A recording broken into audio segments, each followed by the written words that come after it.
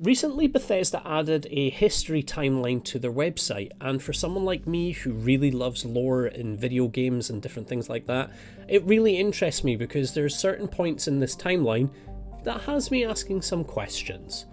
So, my name is Hawkins, welcome to my channel, and let's have a look at the history of Starfield. So, in the year 2050, humans first arrive on Mars. By 2100, humans are living in space. So I guess that kind of tracks. I think they were originally talking about having the first person on Mars by, 2040? So given the current timeline, yeah, that kind of makes sense.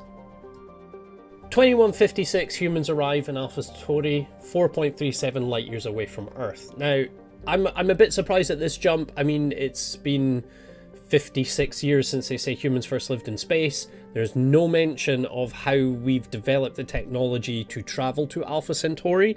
I mean, like with current technology, apparently it'll take like 6,300 years in order to get to Alpha Centauri. Voyager 1, which was launched in 1977, would take 70,000 years. So there's obviously been a jump in technology in this 100 years, and I would love to have them to have pointed out where this jump in technology was and how we got it. At first I thought it was to do with the artifacts, but we'll talk later in the video about why I no longer think that's the case. But it is, for me, that's a weird bit that they've missed there. Interesting. 2159, the United Colonies are established. Pretty straightforward. 2160, New Atlantis is founded and becomes the official capital city of the United Colonies the following year in 2161. So I'm wondering if it's around this time that Earth finally became uninhabitable and humanity fled completely to the stars. It's interesting that that's sort of a point that they haven't told us in this story so far, because again, I imagine that this would be a massive thing. We messed up the Earth, we had to leave, we know it's a desolate landscape, it's just a barren rock now. So yeah, it's kind of interesting they don't highlight this at all, and I think this might be the time when it first happened, which is why New Atlantis becomes the capital. 2167, Cheyenne is settled by Solomon Coe, who founds its first settlement, Aquila City. 2188, Coe invites Voli to join Cheyenne in a new alliance, the Freestar Collective. The Freestar Collective is officially formed in 2189. Now, nice wee drop there. Voli, another planet that's going to be in the Freestar Collective. Makes me wonder, is there going to be a city that we can visit on Voli? Could be. The United Colonies position the star station called the Clinic, really, in orbit around Dipala in the Narian system. The unaffiliated peoples of the Narian system see this as a UC attempt to expand their borders and demand the UC remove the clinic. When the UC refuses, the people of Narian vote to join the Freestar Collective, who mobilise to protect the system in 2195. I mean, can the United Colonies really be surprised when they send out a place called the Clinic? Yeah, I don't know, there's just something ominous about calling something the Clinic and sticking it in orbit around a place that's not yours. It doesn't really bode. You think clinic, you think doctors, you think help, but then you send it to somewhere that you're not supposed to be, and the clinic becomes something a little more sinister. That's what I think. Yeah, bold move, UC. Let's see how it pays off. 2196, in response to Freestar mobilization, the UC moves a fleet to the Narian system, and Freestar responds in kind. The Narian War begins. Colour me shook. I'm so surprised. 2216, the Narian War drags on as public sentiment sours. Finally, the Treaty of Narian is signed by the UC and Freestar Collective in 2216, ending the conflict, and the term settled systems is formalised in the treaty. So here we are, we're getting the creation of the settled systems. And of course the first war between UC and Freestar. Some things never change. Okay, so this next one is a big one for me because it confirmed something that I had the wrong way round. In 2275, Constellation is formed by Sebastian Banks.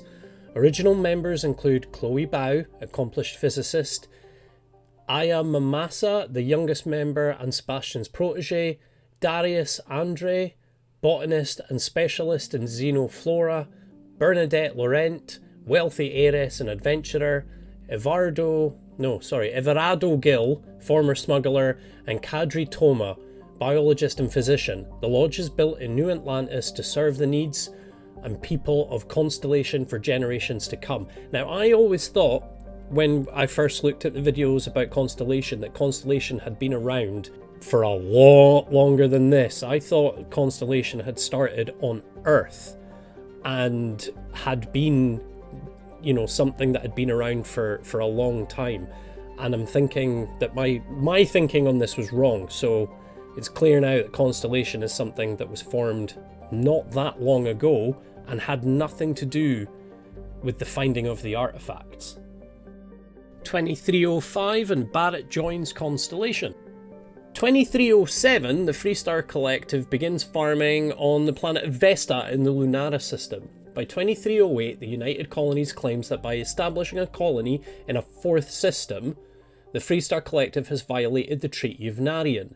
Diplomatic talks break down and the UC lays siege to Vesta, killing anyone who stayed behind or was brought in to defend it. The colony war officially begins.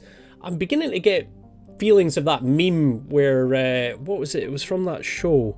The guy's dressed as a Nazi and he's like, are we the bad guys? That's what I'm getting the feeling about the UC here. 2310, Constellation comes into possession of their first artifact and tucks it away in the Constellation archives. So Constellation didn't even find their first artifact until 35 years after they were created. What was Constellation's purpose in the beginning? I'm curious. I'm looking forward to reading the history of Constellation. I mean, I've got a feeling that they were literally just created to explore the mysteries of the galaxy, never actually thinking they'd find anything, but they did find something, but I'm not sure it made much of an impact. Probably distracted by the colony wars. So, yeah, but we'll talk about that a little later, because they do eventually realise what they have. 2311, after several years of conflict, the colony war effectively comes to an end with the Battle of Cheyenne as a flotilla of civilian and military Freestar Collective ships takes down the major ships of the UC Navy using hit-and-run tactics. Nice. So, in the flip of Firefly, it looks like Freestar won their Battle of Serenity. Nice, I like it. 2315, the UC Vanguard is founded as part of a UC response to the Freestar Collective's use of civilian ships during the Colony War. The Vanguard is the UC's own civilian navy, relying on civilians using their own ships who pledge to protect the United Colonies and its interests. The ultimate reward for this service, citizenship in the United Colonies. That's an interesting one. I thought the Vanguard would have been around beforehand, but nice. It's certainly an interesting response to seeing the Freestar using civilians to use their own civilians. But so even if you're born into the United Colonies, are you not considered a citizen if you're just a civilian? I'm curious to see how they're working that one. 2319, Sarah Morgan becomes the youngest head of the UC Navigation Corps, though it's a short-lived position as the division is shut down in 2320. Cast adrift, but still eager to put her training to good use, Morgan joins Constellation, so we're getting to see a little bit more about, the people we're going to be interacting with in the game. 2321, Walter Stroud, co-owner of Stroud Eklund, one of the Settled Systems' premier starship manufacturers, joins Constellation and becomes its primary financial backer. 2322, former Crimson Fleet pirate Vladimir Sal joins Constellation. 2325, and Sarah Morgan becomes the acting chair of Constellation. Also in 2325, theologian Matteo Catri joins Constellation. 2326, and finally Barrett finds the original artifact in the Constellation archives and knows it must be special. It's taken them 16 years to figure out what they've got in their box, their archive. Just have this vision of like an Indiana Jones style thing where, they've got like the Ark of the Covenant and everything hidden in there as well. But that explains why it's taken so long for them to, do anything with the artifact. I'm guessing after the war it just got forgotten about until Barrett probably just came across it one day. But it does make me think now that when in the clip where he's like the visions, you've heard them, you've seen them, they've spoken to you, that I wonder if Barrett found it because it did the same thing to him, and that's what the first inkling was. But guess we'll have to wait to play the game to find out. Same year again, 2326, and after months of correspondence with Sarah Morgan, graduate student and gifted scientist Noel is invited to join Constellation. 2327, Freestar Ranger Sam Coe and his daughter Cora join Constellation. We're getting to the end of the people joining our group here. 2328, Andrea joins Constellation, and I think that's the last member that we were waiting to hear about joining, so everyone that's been revealed from Constellation that was going to be there for us at the beginning of the game have now arrived. Same year, 2328, and Barrett convinces Constellation to purchase Star Station L868 and modify it to become a deep space scanner, nicknamed the Eye.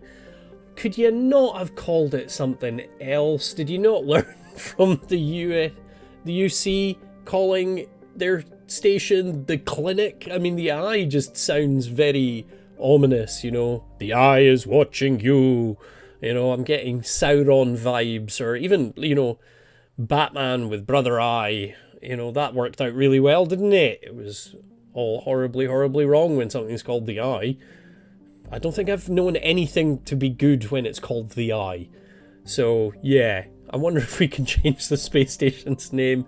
That would be handy. I'm bringing us to the end of the 280-year history lesson. 2330 AD, Starfield begins. So that was quite a nice story so far. I liked the fact that we've got a little bit more lore now about the history of Starfield. I still have a few questions, especially about that technological jump that we had in order to be able to get to Alpha Centauri. I mean, to me that's a really massive part of any sci-fi story when it comes to humanity in space, because it's something that really fascinates me in real life. So in a video game, I do really like when they explain, like we've had great ones like with Mass Effect, with the discovery of the artifacts on Mars, the Epstein drive in The Expanse, heck, even Cochrane with his warp engine in Star Trek. These sort of things really interest me, and I felt that they just kind of glanced over that, but I'm hoping it's more because they've got something really cool in-game that we can discover, and I'm looking forward to finding out if there is that sort of lore in the game, because I imagine I'm going to make a few lore videos about Starfield, because the game really interests me and I think it's going to be a pretty rich universe. But anyway, that is enough from me today. I hope you've enjoyed the video. If you have done, then please feel free to leave the video a like and even subscribe to the channel if you're interested in following anything else that I do in the future. But for now, take care.